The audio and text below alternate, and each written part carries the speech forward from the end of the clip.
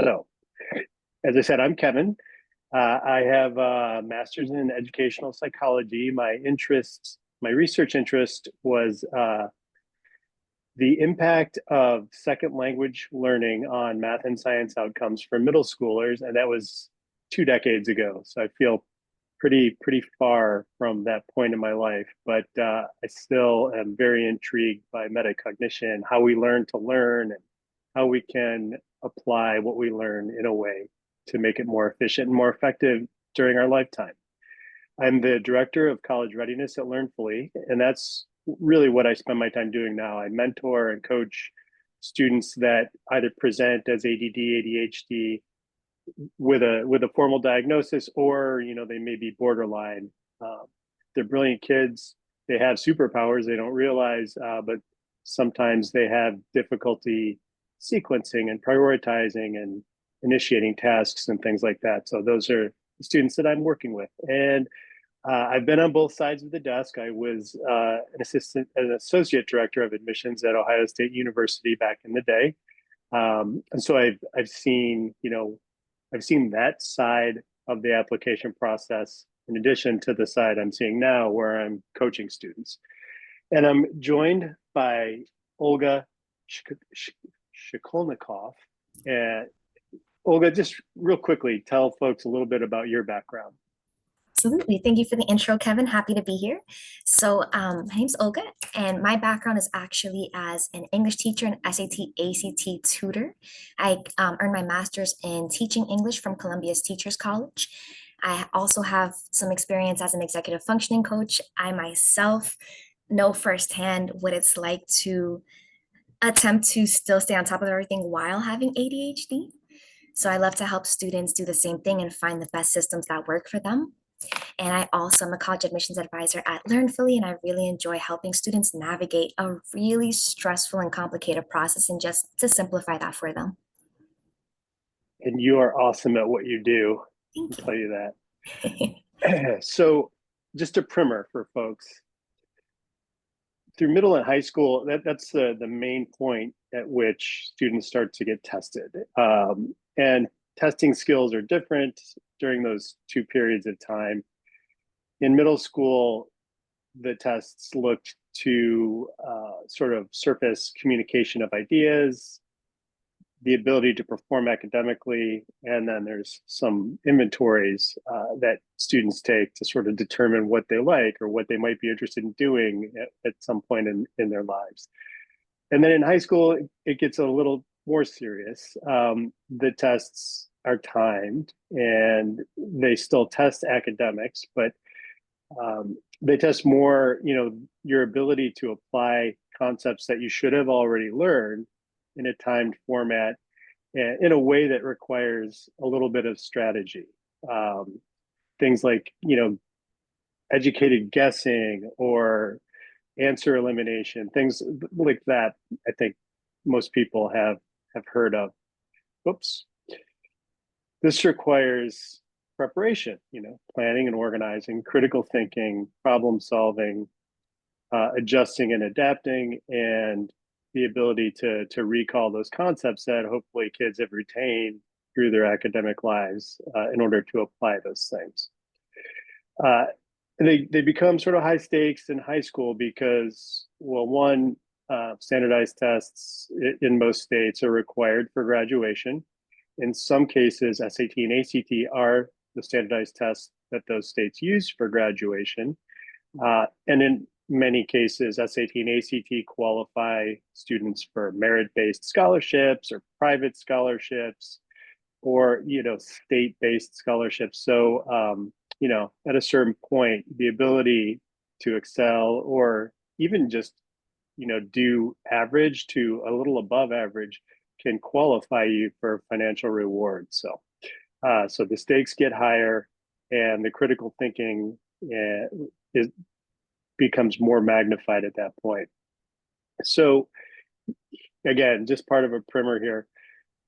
Test taking is synonymous with performance and sort of performance while you're in a time situation. So the things that one must consider and that one can potentially control, time on question, anxiety, controlling anxiety in advance, applying themselves, adapting to things that they're not expecting, recall on those concepts that they, again, have been taught, and the environment.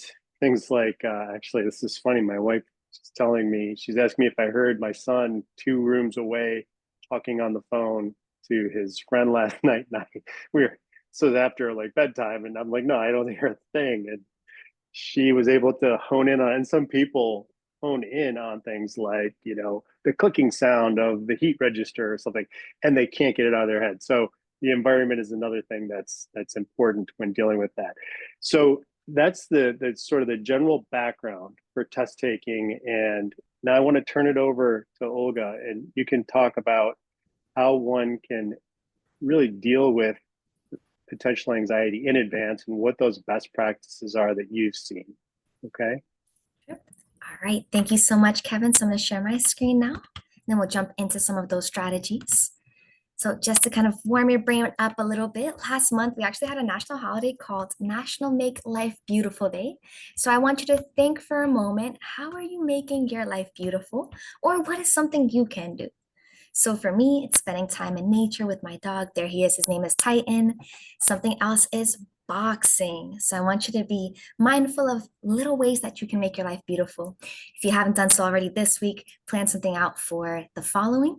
And I'm going to actually show you, since I love to boxing, I'll show you how to fight back against that testing anxiety.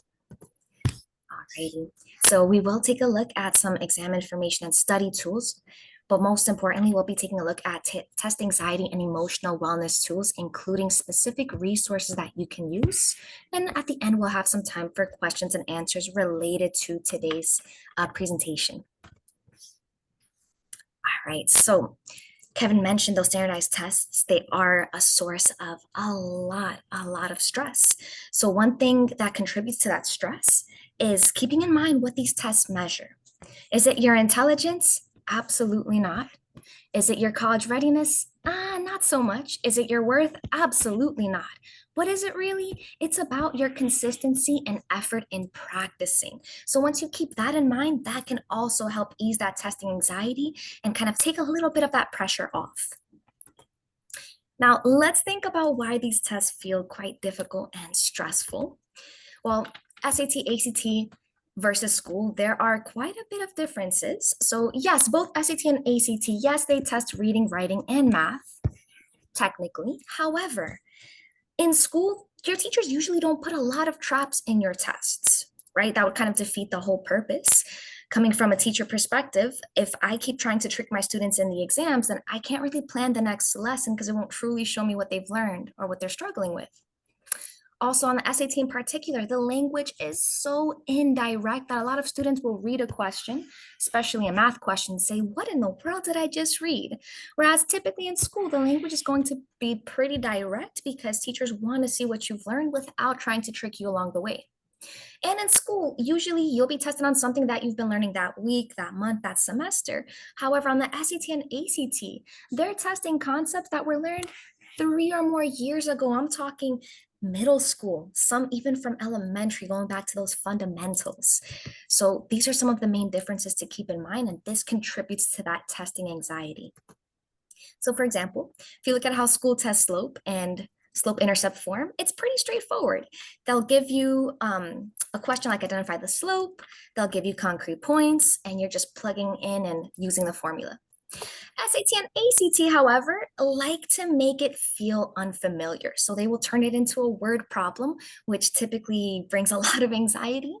And then in the answers, they're technically still testing y equals mx plus b, but to kind of throw you off your game, they're going to put h instead of y. They're going to put S instead of M. And this also contributes to the anxiety because it's less familiar. When we increase familiarity, certainty, we decrease anxiety.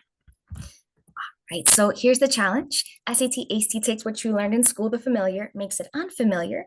The concrete solution, practice as much as you can, review those missed questions, because the more you practice, the more your confidence will go up. And then in terms of strategies, you want to identify what's being tested, plug in numbers, plug in the answers. Right. Now, SAT, ACT reading versus school reading. This one is very personal to me. This is an English teacher's insight. Yes, both school and SAT, ACT, they test your reading comprehension. However, in school, your teachers usually push you to analyze, to get creative, make those text to world connections, right? That's the sign of a strong reader. And it's also typically pretty direct. However, on the SAT and especially the ACT, all they want is a literal summary. You are essentially regurgitating what you've read. And if you were to do that in school, your English teachers would flip because you're not supposed to stay at that surface level. You're supposed to think more deeply, especially as high school students. So, the other thing, one more thing to keep in mind on top of that, right? You're doing things that you're not used to doing in school. And there's also petty traps along the way. Both of these tests set up the answer choices and the traps to be super tempting, where 75% of the answer can have textual evidence. Oh, but that 25% is missing it. So while both test prep or standardized tests and school require you to utilize textual evidence, in school, you're pushed to also think outside the text. On the SAT and ACT, the moment you do that, you're falling for a trap. So, in terms of in school, kind of like I mentioned, you want to think deeply. You want to engage in creative, insightful analysis, create those connections between the text and the outside world. So, let's say I was working on a poem with Maya Angelou with my students in New York City. We would probably take a look at the figurative language. We would talk about Maya Angelou's history, her legacy, looking at the metaphor within here about New York City. But on the SAT, we can't quite do that. So instead, you want to take a look at the question, figure out, is this going to be worth my time right now, or do I want to move on? Then you look at the question first, then you look at the passage, and then you ignore the answer, speak for yourself. So if we look at this text, for example, we're not going to go through this because today's really more so about the test anxiety tools, but just to show you a bit more context, we have a paragraph here and the question asks, what is true about mother? Well, all you have to do is read up about however they describe mother, and the correct answer is just going to be a literal summary, nothing more. And a lot of times I hear students say, oh, that feels too obvious. Doesn't matter. If there is textual evidence for it, then it is right. Same thing here, we're not going to go through this, but this is what it looks like on the ACT, especially the new digital format. It asks about something very specific, the time trial in Houston. So students have to simply summarize exactly what they said about the time trial in Houston, and that's it. So here's the challenge. We have these tests that ask about texts, and they seem to require this deeper thinking. And it feels like you should be analyzing the same way that you do in English class. But the correct answer is always a literal summary. So you want to apply a literal approach, only summarize. So try not to think too deeply. Now, another thing that brings a lot of testing anxiety when it comes to SAT and ACT, think about how many years it has been since you learned punctuation and grammar rules in depth. Right? This is not really what's discussed often, especially when you get to high school, especially as a junior, senior in high school. The majority of what you do in your English class is that deep analysis. Let's make inferences. Let's analyze how the author's background contributed to this story, right? So it's probably been a while. That's one of the main challenges. And I'm just going to show you what it looks like. We're not going to actually go through it. So practicing this and knowing what punctuation is tested eases the anxiety, because once you're like, oh, I know exactly what's going to come up. I know exactly what the question is going to look like. Oh, and I know these rules. I got this. Right. So that's going to help bring the anxiety down. And also thinking about some strategies and some patterns when it comes to these tests. If you look at the answers really quickly, something that's helpful is to take a look at the punctuation. There's already two answers that are equivalent. The period and the semicolon do the same exact thing. So the more you practice, the more you see those patterns, and you're going to start to feel better. I'll show you just really quickly what it looks like for ACT writing. Different format, same stuff. They're testing the exact same thing, whether it's SAT or ACT.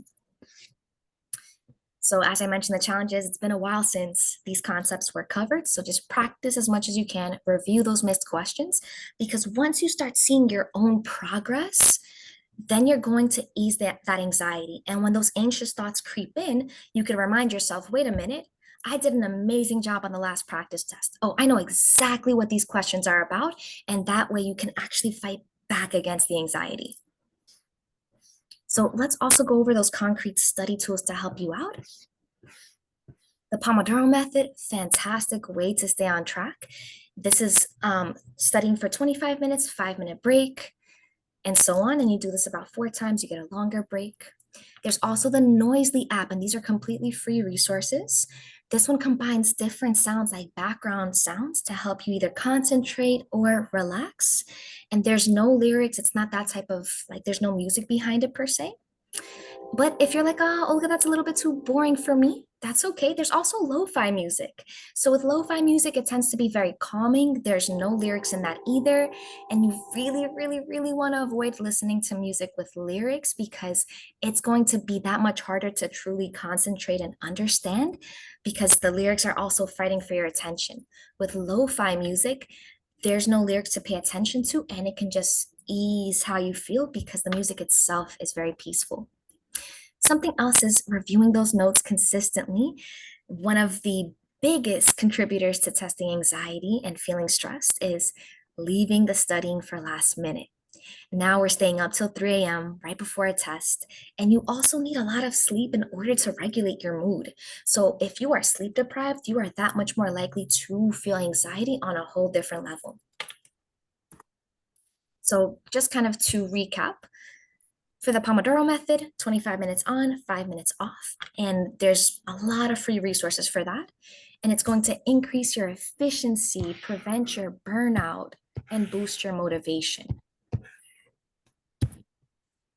Right? And then Noisely, going back to what I mentioned before, these are actually scientifically proven sounds and they help you focus or relax. And it even incorporates the Pomodoro method. And then we have some instrumental options for lo-fi. So you could try chill hop, or you could even try some healing frequency music. And there's been actual studies that show certain frequencies of music help reduce your stress and anxiety while boosting your cognitive functioning or your thinking abilities. And then going back to consistent review, like let's say after each time you review something on the SAT or ACT, write down 3 or 4 key points and review your notes at the end of each week, right? Once you have that regular review, it's going to improve your memory. It's going to prevent cramming and really, really important, it's going to decrease your stress. And stress management is a huge part of also being able to cope with testing anxiety. If you're going into the test super, super stressed, now your anxiety is going to be that much more elevated. Right now, healthy habits. It takes 21 days to form a habit. And once you continue doing that habit, it becomes your lifestyle for if you do that for 90 days. And initially, it's going to feel like a lot, right? So this graph shows that, all right, on day 1, yes, it is going to take a lot. It's going to take a lot more effort. But over time, that effort decreases and it becomes almost automatic. So you can think about this. You don't have to write it in the chat. You could write it down on a piece of paper. I want you to think of one habit you'd like to form the next 21 days that will set you up for success on the SAT or ACT and in life.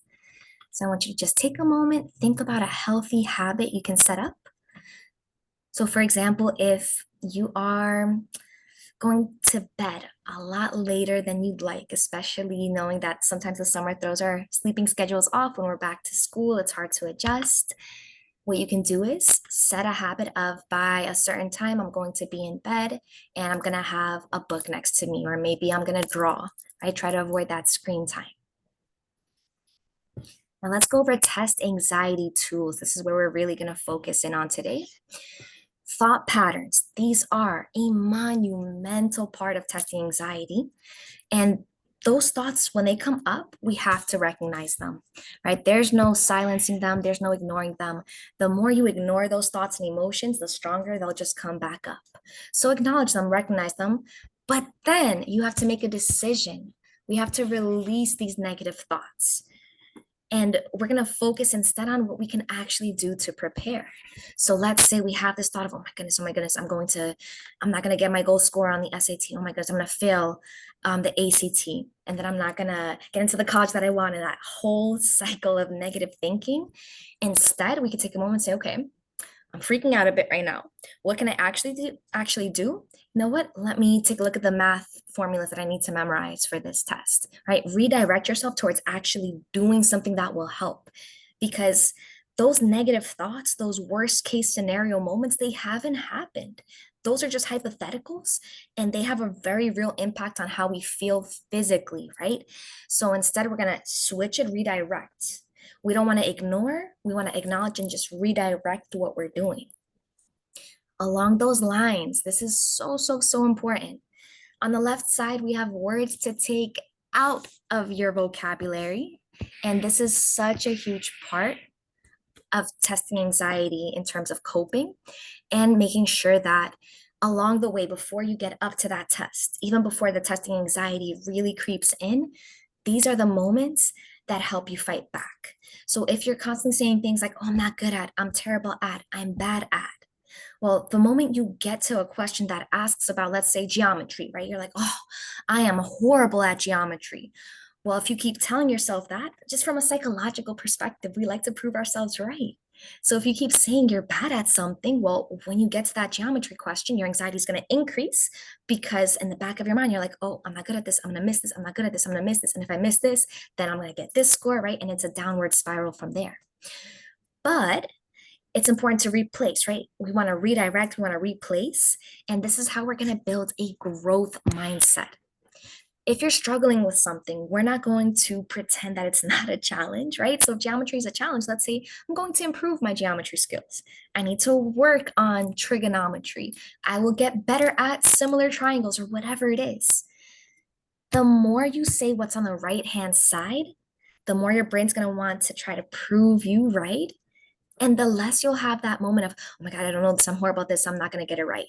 You're less likely to get it right if that's what's going on in the back of your mind. And that's what's contributing to the test anxiety. So, something else that you can practice every day, gratitude. I know it might sound a little corny, but there's a lot of research, including by UPenn, that shows when you regularly practice gratitude, talking about what you're grateful for, it actually increases your happiness. And the study found by 25%. It boosts your self esteem, it decreases anxiety and pain, and it improves sleep, mood, and immunity. So, the more you practice this, you are literally rewiring your brain and you're building resilience. And that's not to say that we're going to ignore when difficult things happen, right? That's life. We're going to go through some difficult stuff. And in the moment, it is going to be hard. But the more you practice gratitude, the more you can get out of that moment instead of being weighed down by it and having tunnel vision on it. So, what you're going to want to do is called the 3 layers of gratitude. I'm going to show you an example of it. So, actually, I'm going to show you really quick. Okay. So, there's going to be 3 layers here that you can practice. And you can do this the moment that you wake up. That's my recommendation. You can do it at night. You could do it throughout the day. First layer is you celebrating yourself, right? Gratitude for yourself. I used to do this with my homeroom students in the morning to get them started off on the right foot. For me, I would say I'm grateful for my health and my patience, right? Get specific and each time change it up. Gratitude for others, right? Let's step outside of ourselves and think about our circle. So I said I'm grateful for my adorable doggy named Titan. There he is. The amazing educators I work with and the incredible scholars I teach. So I've celebrated myself. I'm celebrating my inner circle. Now I'm going to step outside of myself, outside of the people I know. The last layer is gratitude for the world. And my gratitude is for the sunshine, right? And the more you practice it, you will have these random moments of like turning on the sink faucet and being like, oh, I'm grateful for the water, right? It'll be these little moments that sneak in and just make your day feel better. So I recommend trying this out soon as you wake up, right? The moment you wake up and see how the rest of your day feels. It definitely makes quite an impact. And the key is to practice this regularly, going back to healthy habits. If you start doing this every morning for 21 days in particular, you're going to lock that habit in. By day 90, it's a lifestyle, it's automatically what you're doing. right? So you could put this right on a piece of paper now. You don't have to put it in the chat. Just write one thing that you're grateful for in your life. And this can be about yourself, like that first layer, or it can be about others. So just take a moment, write it down, think about it.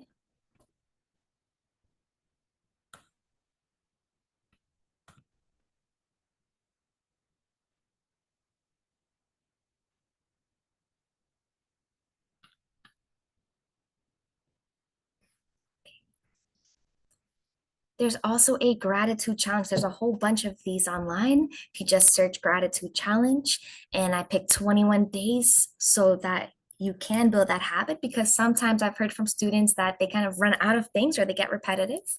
So in your journal or just somewhere you can write down an activity you enjoy doing one day, right? Then someone you love another day, an important life lesson. So these are all really, really specific. And the key with gratitude is to get specific. That's how you prevent getting super repetitive. So the more you practice this on a regular basis, you could even start today, the more you're going to start to feel like, you know what? Even if I'm going to go through something challenging, even if the anxiety comes up, even if the self doubt comes up, I can push past it.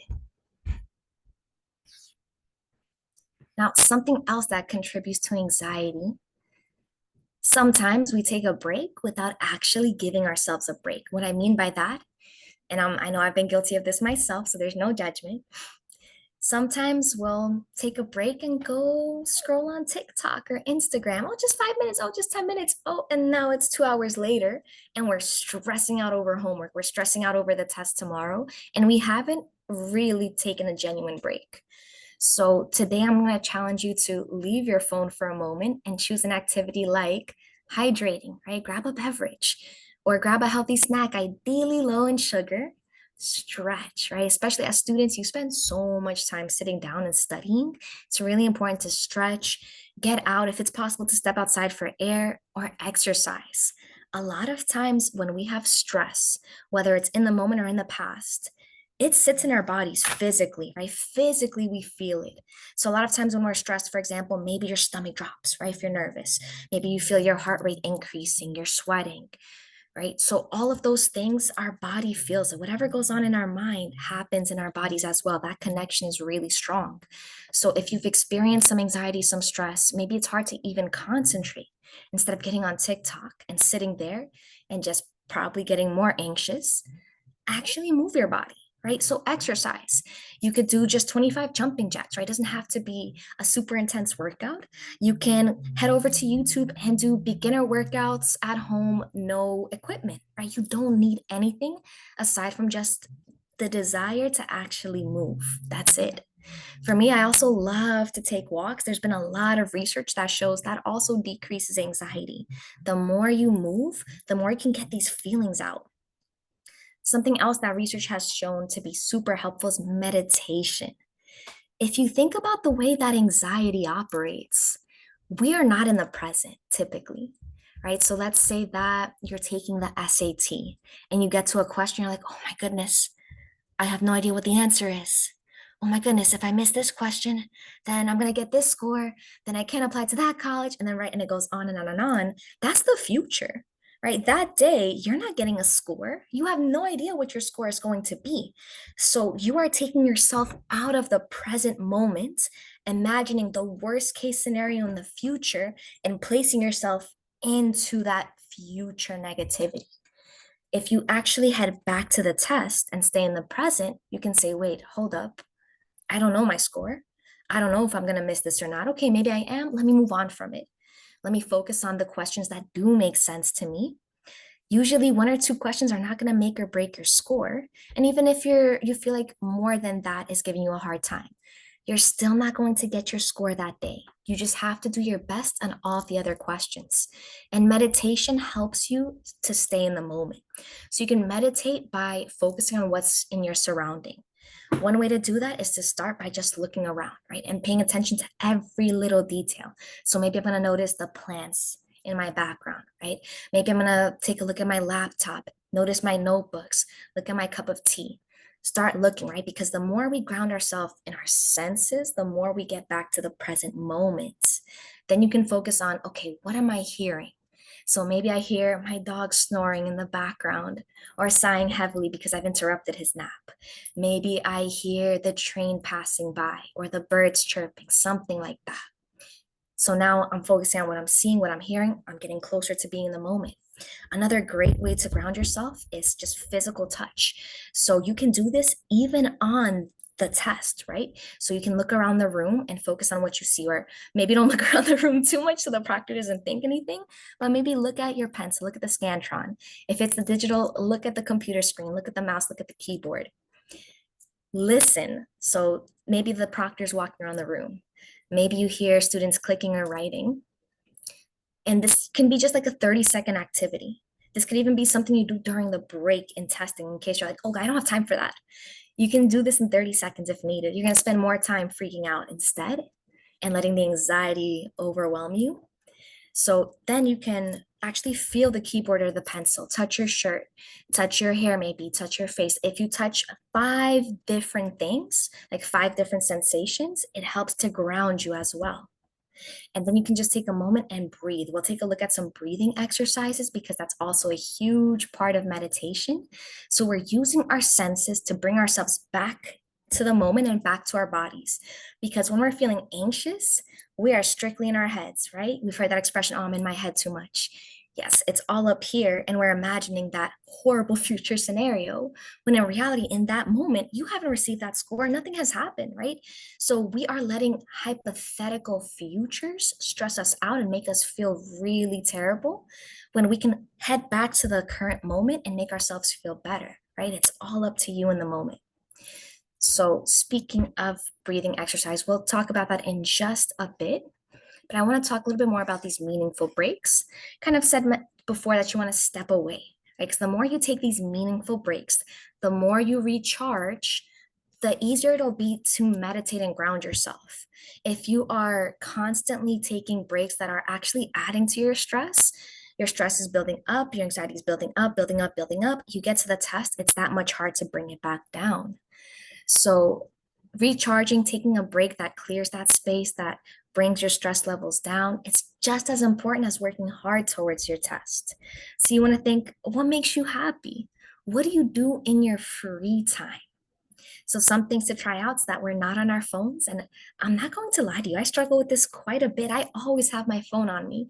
But in those moments when I don't, and I'm actually focused on, let's say, reading or playing with my dog, I do feel so much better. I'm not saying to never be on your phone, like that's impossible, but it's all about balance, right? So you want to step away, move, right? Get those negative emotions out. I love to box because that's exactly what it does for me. When I have a really frustrating day, I'll take it out on the heavy bag. That way, those emotions aren't stuck inside and I take it out a different way. If you love to draw, go for it. Journaling, I cannot recommend this enough. And yes, I'm an English teacher, so it comes with the territory. But there's also been so much research that says when you write out your feelings, when you vent and write things out, it actually helps you feel better. I've had so many students tell me that once they've started journaling, they actually feel better, right? Because the more we keep those thoughts inside, it's almost like it's an ongoing cycle, right? Keeps going, keeps going, keeps going. Once you write it down, you can break that cycle. So maybe the morning of a big test, write out all your fears, get it down on paper, crumble it out, throw it in the trash. That can feel really therapeutic. And that way it's not stuck up here on a loop. If you like to cook, go for it, right? Dance, listen to music, especially if it's music that soothes you. Sometimes when we're in a really bad mood, we might put on music that also facilitates bad moods. Not gonna lie, I've been there myself, but we probably want to avoid that. Put on some soothing music, some music that can make you feel a bit happy. I'm not telling you to never feel negative emotions. We're human, we're going to feel negative emotions. But it's about doing these things to help us overcome the negative emotions because we have to feel them, right? Like I said, the more we repress them, the more they'll come back even stronger. Like, hey, pay attention to me. I'm trying to tell you something. So the more we do these, the more we can kind of move it aside and get past it as opposed to trying to shove it down or letting it build up and overwhelm us. And a huge part of anxiety, whether it's test anxiety or generalized anxiety, social media contributes to it quite a bit. And again, I am not saying never go on social media. It can be a great way to connect. there's a lot of resources there as well. It could bring some joy, but sometimes if we're spending too much time, we may want to do a bit of a detox, right? And once you do, you may see that you're spending more quality time with your loved ones. You're stopping the comparison cycle. A huge part of testing anxiety that I hear from students all the time is saying, oh, but my friend got this score and she barely studied. So now students are saying, well, if this person got that score and I don't get it, then I'm not as good as them. And then, right, the comparison starts. The more you're on social media, the more it feeds into that comparison cycle, because on social media, typically we're seeing all of the positive, the best parts of a person's life, when in reality, life is a combination of those great moments and also the not so great moments. But people typically don't put the not so great moments on Instagram. So when we see back to back, oh, this person's life is amazing, it's amazing, they don't have the problems that I have. Now we start to feel more anxious about our own life. So the more you have a balance of how much social media you consume, the more you can stop that comparison cycle. You can feel less anxious and stressed, and it helps you reconnect with the world. There are so many times where, and I know I've done this myself, especially sometimes when I walk my dog, where I'm just on my phone scrolling, right? We are so consumed with our phones. And like I said, I'm guilty of this myself, so no judgment. But once we put the phone to the side for a bit, we can reconnect with the world. Going back to meditation, this is where we can get more present, right? That reconnection, the current moment. And it also helps you take back control of your sleep pattern. I have had so many students, and I know I've also done this myself as a student, stay up ridiculously late just on social media because you start scrolling, it's funny, you start laughing, and then you go down a rabbit hole looking at, I don't know, some like reality TV show drama, and now it's 3 a.m. and you have to wake up at 6. So we're going to talk about the importance of sleep to really lock in why we want that balance. And it's an act of self-care because you get to enjoy the present more. And over time, it helps you feel more positive. So here are some signs you may need a social media detox. If you have the urge to keep checking your app, like let's say you're scrolling through Instagram, you get bored, you close out of it, you put your phone down. 1 minute later, you open Instagram back up. Oh, maybe a sign you need a detox, right? And the other thing with social media is that it's designed to give us quick dopamine boosts, right? And dopamine is part of our reward center. So we scroll up and we get new content, new content, new content. And each time it's rewarding us. So we put the phone down and we want that dopamine hit again. We want to feel good. So we're going to open it back up. All right, that means we may need to take a step back and kind of decrease the amount of time we're spending and find those dopamine hits elsewhere in a healthier way. If you're feeling really stressed out, you're constantly comparing yourself, your confidence is lower, you have trouble sleeping because you're staying up late on social media apps, feeling a bit more lonely, eye fatigue, you find yourself running short on time. Granted, there's other factors that contribute to this. Like, this is not a guarantee that only social media is causing this. But if this speaks to you, then you may want to take a bit of a break, because whether social media has contributed to these factors or not, the more time you spend on it, it's not necessarily going to help any of these a whole lot. So here are some steps. You want to set a goal for how much time you're going to spend on these apps. And then going back to healthy habits, start that habit today, tomorrow. Delete or uninstall the apps that take a lot of your time, because if it's not there to click, it's going to be that much harder to spend time on it. Or for example, like if I don't want to have unhealthy snacks late at night, maybe I'm just not going to have them in my house at all. Remove the temptation. And if you're like, you know what, Olga, I'm not ready to uninstall or delete apps, that's too much. That's okay. There's apps like Blockset and a lot of free apps that help you temporarily block that app. So you're like, all right, I really need to study for my test. I'm stressing out already. Okay, use an app, block off all your social media that distracts you, set a time that you want to study for, and then after you can take a look. And then something else to help out, I mentioned before in terms of meditation, there's different breathing techniques. And the one that I found students really enjoy is box breathing. And you can take a look, like let's say it's the official test day. You feel the anxiety coming up. Well, you can just take a look at a window, take a look at the door, look at any square or rectangular object.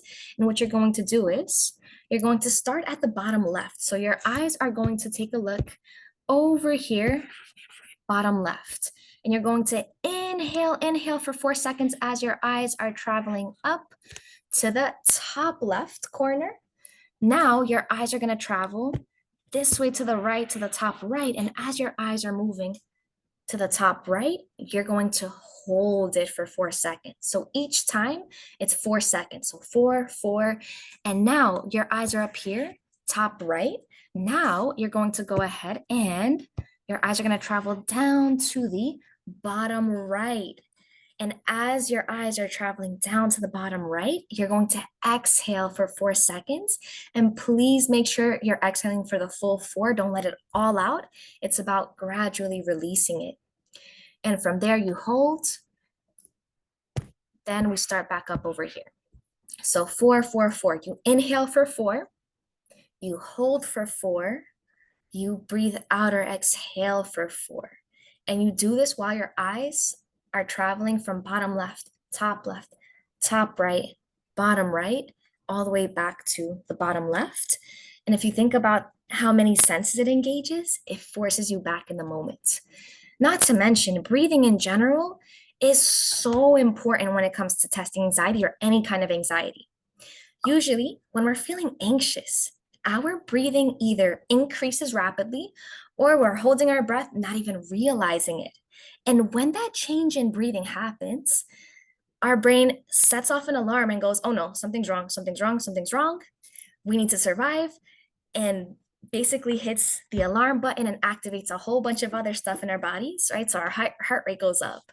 We are basically on edge and our fight or flight response is activated because your brain's like, oh no, something very serious is about to happen. I don't know if we can survive this. I need to prepare you. And your brain's not fully updated with, it's just a geometry question on the ACT. We will literally survive. So you're gonna feel on edge, like if you can't even concentrate because your entire body is focused on survival, right? Fight or flight mode. When you're breathing like this, it calms your system. And getting all of this oxygen, breathing in a calm manner, it communicates to our brain, oh, you know what? Everything's good. Our breathing's normal. It's actually calm. You know what? We don't have to hit the alarm button. Let's go ahead and focus on this geometry question on the ACT. We got this. So that's one method. Another one is the 4-7-8, where you're not visually looking at anything. You're just breathing in for 4 seconds, right? So that's the first step. Breathe in, inhale for 4 seconds. Then you're going to hold for 7 seconds. Finally, this is where you really want to breathe out slowly. Slowly is the key. Exhale for 8 seconds. So in for 4, hold for 7, slowly breathe out for 8. And once you do this 4 times, the studies have shown that it's going to actually deactivate or reverse your fight or flight response. So whether you do box breathing or the 4-7-8, or you're just sitting there closing your eyes, breathing in deeply, holding it, letting it out, this is one of the most powerful ways to fight testing anxiety in the moment or the morning of, the night before.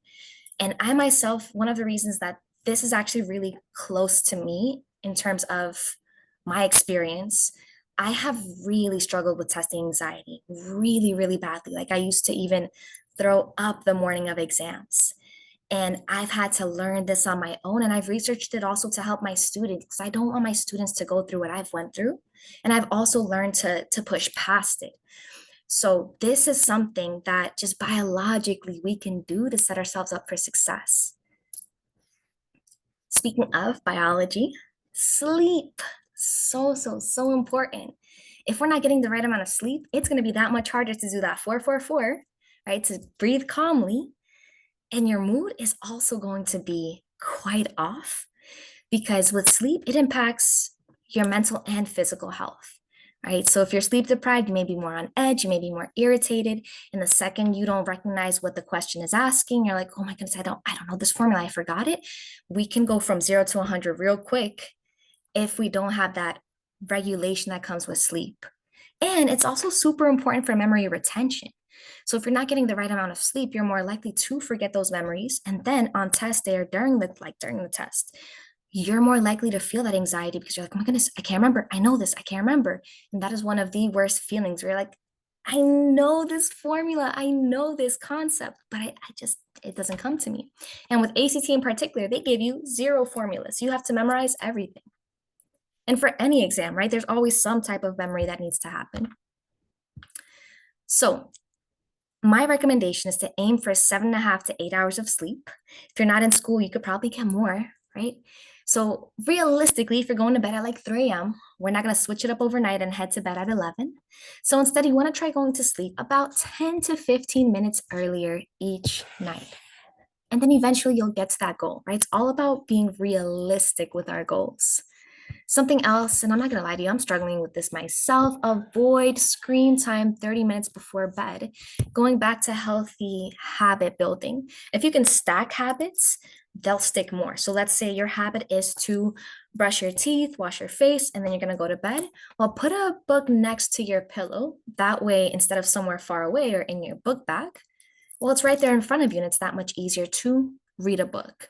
Or maybe you're like, oh, I don't really like reading books, Olga. That's not for me. Okay, no problem. I get it. Listen to a podcast or draw, write, do something else other than looking at a screen because when you look at that screen 30 minutes before bed, it's going to disrupt your sleep cycle. And then something else that I cannot emphasize enough, and I wish I listened to this myself as a high school and college student. Do not stay up late to study. When you're sleeping, the information is getting locked in. So if you're staying up late to study, none of that information is going to get locked in. You're going to be exhausted. You're more likely to actually make mistakes than do better, especially the night before the SAT or ACT. I've had so many students want to study until like 2 a.m. They're watching the TikTok tricks on how to use Desmos on the SAT. That's going to backfire horribly. For the majority of exams, staying up late the night before or just cramming the day before is not the most efficient way to do it, especially SAT or ACT. If it's the day before, you either know it or you don't. That's why it's important to practice so that the day before you're like, you know what? I got this. I put in the work. I know what's on this test. I've done my practice. I'm good. That can also help ease the anxiety. A few other things in terms of biology, hydration. This is so important. Stay hydrated. Aim for about an ounce of water for every 2 pounds of body weight. And there's a bunch of fun free apps that you can use, like the Water Llama app, to help you keep track of it. The other thing you want to do is try to avoid foods or drinks that are really high in sugar because then they'll have you crashing. And they've also been shown to increase your heart rate, to increase anxiety. It's that much harder to come down, or you're going to crash all the way down. Same thing with energy drinks. That is not the way to go, especially if you're like, oh, I'm just going to have these 2 or 3 energy bottles and pull an all-nighter. Nope, nope, nope. You are putting your body through something that's only going to increase your anxiety and make it that much harder for you to regulate yourself. So we went over quite a bit in terms of testing anxiety. It comes down to the biology of it, right? The breathing techniques, the practice beforehand so that you can boost up your self-esteem and confidence. It all goes together, body and mind. That was outstanding. Thank you so much, Olga. Uh, so we have a very small group. So if you have questions, specific questions, you can unmute and just ask directly, or you can put them in the chat. I will go through a couple of the questions that have been asked in advance.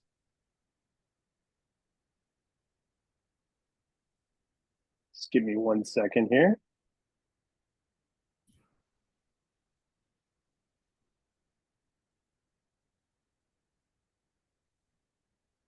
All right.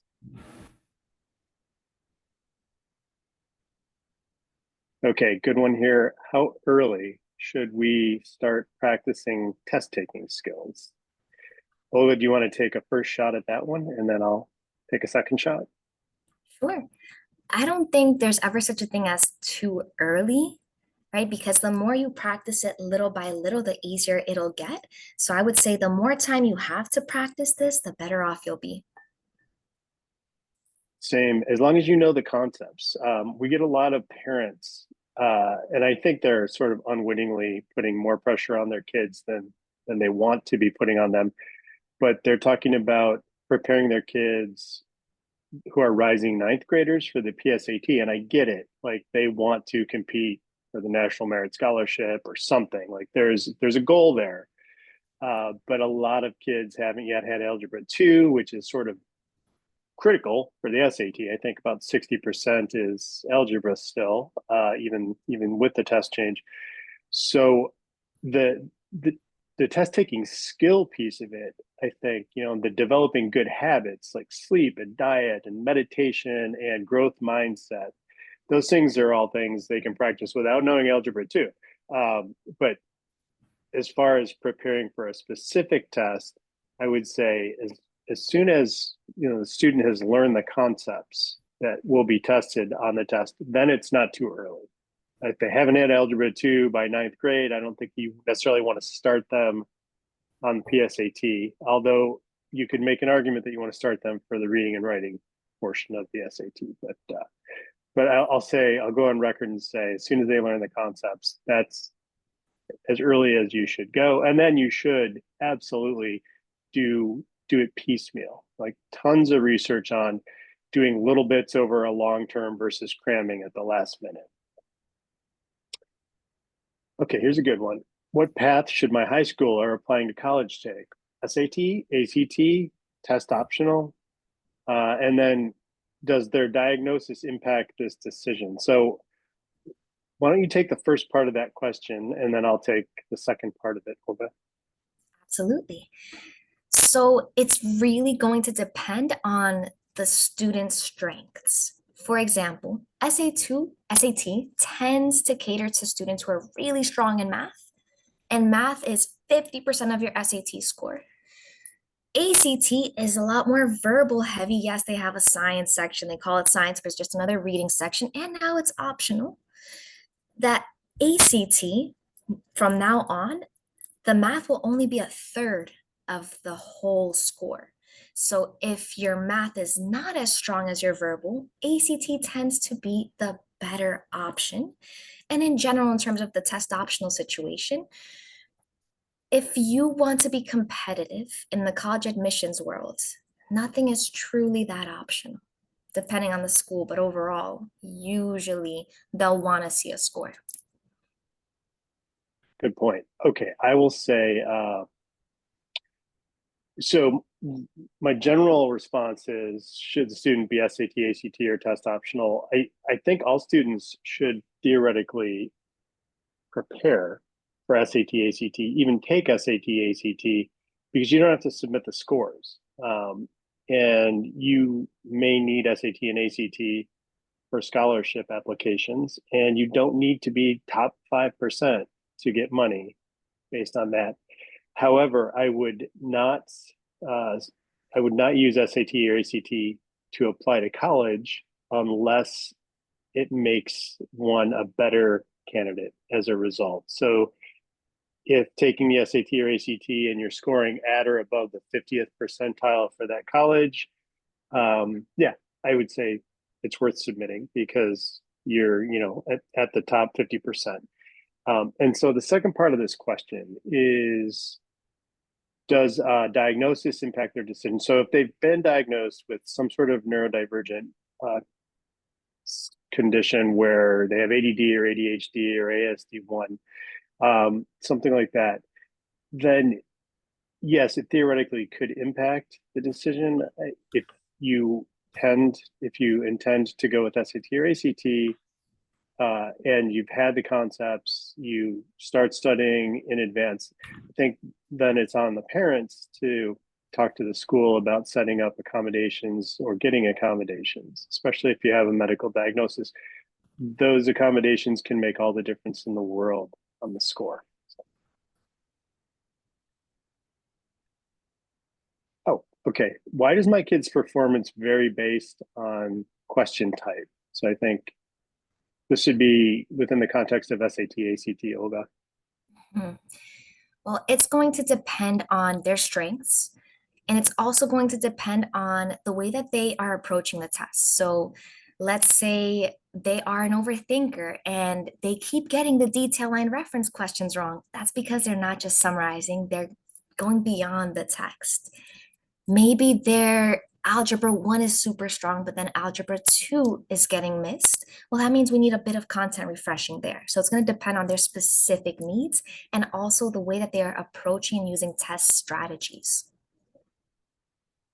Yeah, I think I don't really have anything to add there. It really depends on strengths and weaknesses.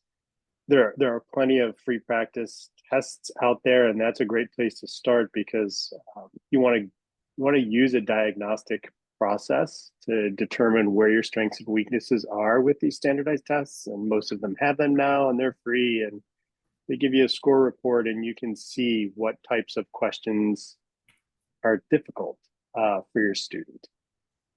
Um, okay, that is it. So if anyone has questions, you can unmute or you can put them in the chat.